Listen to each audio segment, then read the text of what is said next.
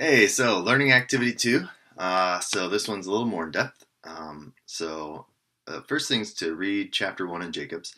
I'll give you some of my summaries and some thoughts about that. First starts off talking about who should lead groups. Talks about the value of knowing groups because it's economical. That's true. I wouldn't pay much attention to that. So I am like a I'm like a purist at heart. Anything that distracts me from working with the person, I try to get rid of. So that's one of them. So I'm trying not to focus as much on time and the economical value of putting somebody in group. Um, you'll have a big push for that wherever you are to put them in group if you have groups running where you're at because you can see more people. It's cost effective, yada yada. Back in the 70s, Pearl said that by the time he's gone, that people will not be doing individual counseling anymore because they'll all be doing groups because it's the most effective. Not always. You can have people in groups that will actually do worse in group than they would in individual. So those are the people that lean away. So the character diagnosis stuff. My simple way of explaining it, and it comes from Karen Horney, is either people will lean towards, away, or against each other. So the people that lean away are really tough to engage in groups, and so they might need to start an individual. Or the people that lean towards, you'll just have to set better boundaries with them, but they're the best for group. And then the people that lean against, you'll have to teach them to self-contain and have empathy before you let them in groups. A lot of times, I'll put them in an individual. My going theory for that. Sorry about the truck going by. My theory about that is that we help people to self-contain and have empathy by putting them in individual for 7 sessions, and we just let them hammer it out with whoever they're angry at, because there's usually somebody that they're angry at that's making it difficult for them to self-contain. So I tell them, great, I'd love for you to be in groups. That's definitely the place you want to go. Now here's what I need from you first. I need 7 sessions with you. And so I put them in a room with me with an empty chair, and I have them yell at the empty chair for as long as it takes for them to be able to self-contain and have empathy for other people. So yeah, that's what I do, and it works really well, and people like it, and then they engage, and it's kind of like an orienting to therapy. They get how to do good work, so it moves them along quicker. So when I explain that to them, it's been really helpful. They get it. So I also do that with couples because I hate doing couples counseling, so that's my way out of it. So reasons for leading groups. It talks about learning advantages of groups. That's the number one thing for me, is that you can be an individual therapy and attune with the best of them, and you will not create enough safety it takes for them to get around the that's just the way I am stuff. It can take years. So group can be kind of a fast track to that, where they have enough safety in the room that they can get past the that's who I am and move into the that's who I pretend to be. That's who I need to be for a reason, and then they can do some pretty good work. So, um, experience of commonality. So that's the next part that talks about uh, the need for sometimes people like getting into groups because they are in there with people that have experienced a similar thing than them. I think that's important, but I also know that that is something that you'll hear a lot from clients, where they'll say, "You get it because you've been through the same thing." So it teaches them. It's kind of like an isolating mechanism, where they will isolate from people unless they've experienced their own, um, unless they've experienced something similar. So what I do with them is when they bring that topic up to me, because I say about 90% of them do, I'll say, so what's it like that I haven't been through exactly what you've been through, and yet I can still relate. So anytime that comes up, I'll try to connect, and we work through that defense. That's probably one of the biggest ones you'll get, So I don't really like the commonality, but it's good with AA, NA. A lot of times the shame is so intense in the beginning that they need other people that can match that level of shame. So it's definitely wanted and needed. So variety of resources, skills, practice, feedback, vicarious learning.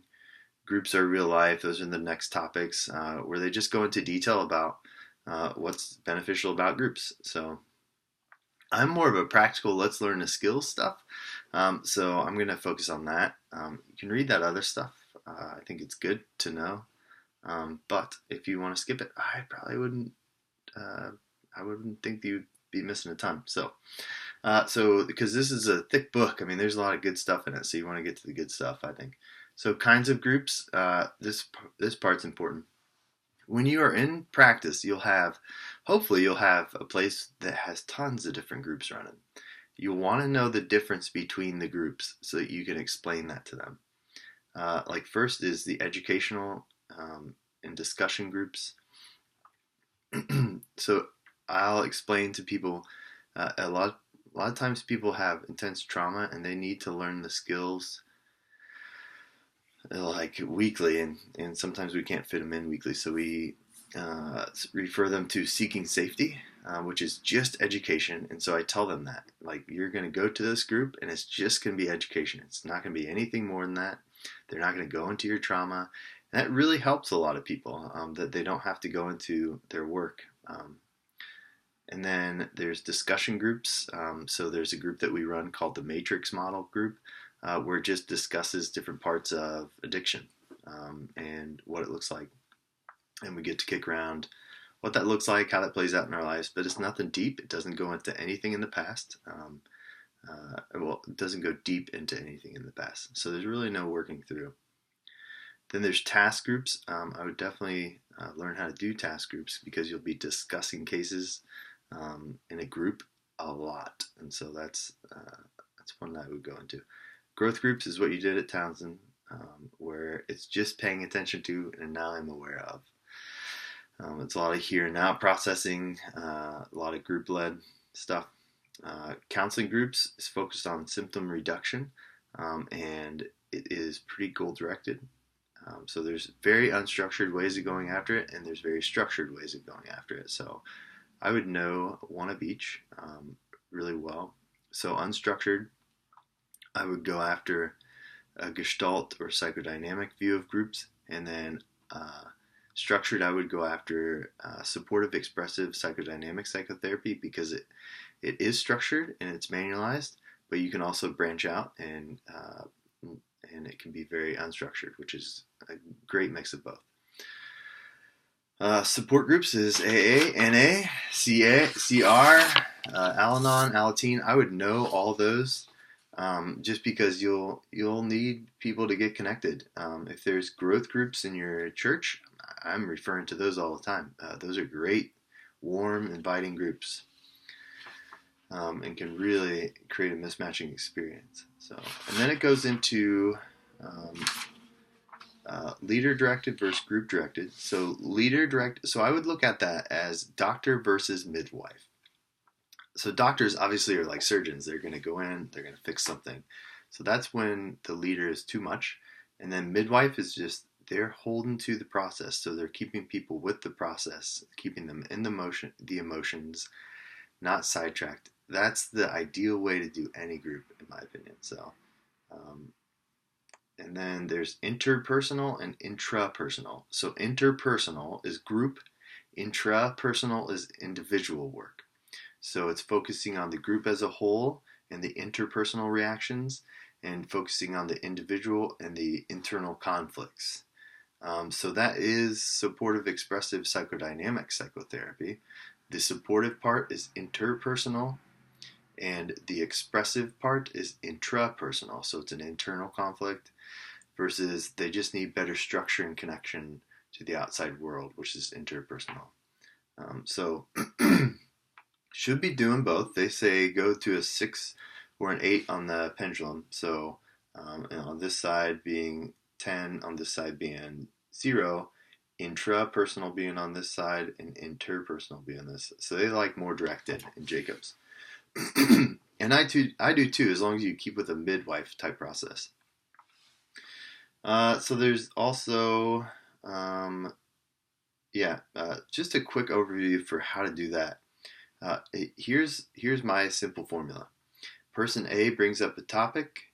Leader invites the person to say a few sentences on it. And then the leader says to the group, I wonder what is happening on the inside of your chest as you are listening to so-and-so speak. And they give 3 things of what they're experiencing, and then we move to the next person. That creates enough safety for the person then to go and take another step further and go into their work, and then you'll see them stop and kind of shut down. And then you go again. I wonder if you all can give this person 3 words of what's inside your chest as they're talking. That allows the person to go a little deeper. And then ideally they get to a need or a feeling that they need a mismatching experience for. And you help them to get that from the group, or you help them to figure out how to get that outside of the group. So that's my formula, and it's like so simple. I like it. It makes me so anxiety free as I use that. So, and then leadership functions is another way of looking at how to run groups. So there's effective leaders list, like experience with individuals and groups. So know what's intrapersonal versus what's interpersonal. There's planning and organization. So prep for the groups. I always prep for groups that are real specific, but if it's a grow group, I'm never prepping unless there's a teaching section of it, like a didactic. But prep's good. So knowing how to prep, knowing how to pull something together very quickly and to pick out 4 points that you're going to talk on or make sure that you emphasize and then be done with it, because there's little prep time in this field. So just knowing that you don't have to get it perfect. One of my favorite sayings from Winnicott is the good enough mother saying, where it is that we are the good enough mother, that we're not going to get it all right, but we're fishing in the right pond. So, and then knowledge of the topic. So definitely being versed in character work will make you, you'll have knowledge on most topics.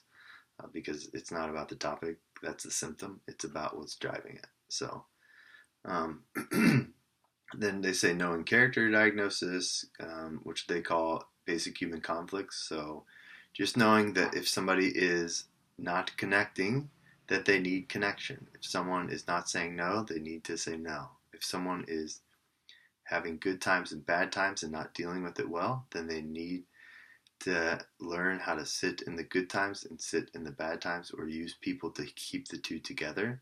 Or if somebody has authority problems where they have had bad examples of authority, then you provide healthy examples of authority for them.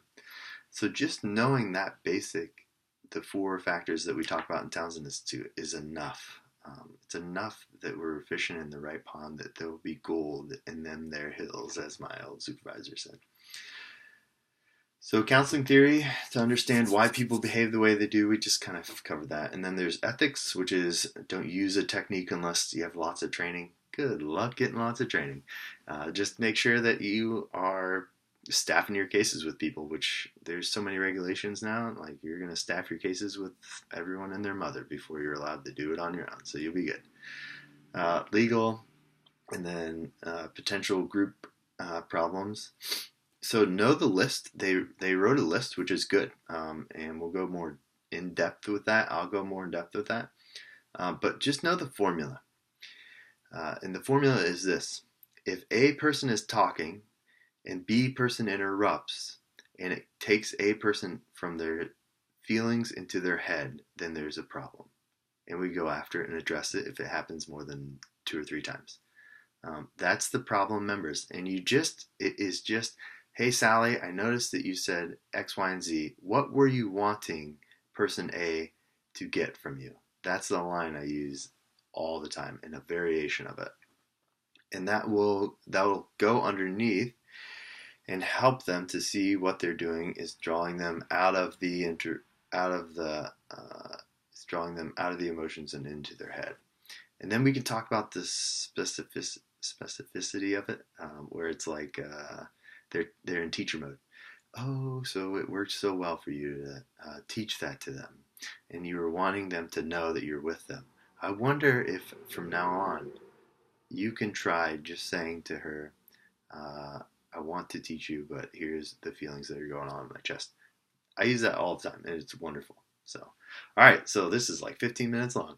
Good luck watching this, baby.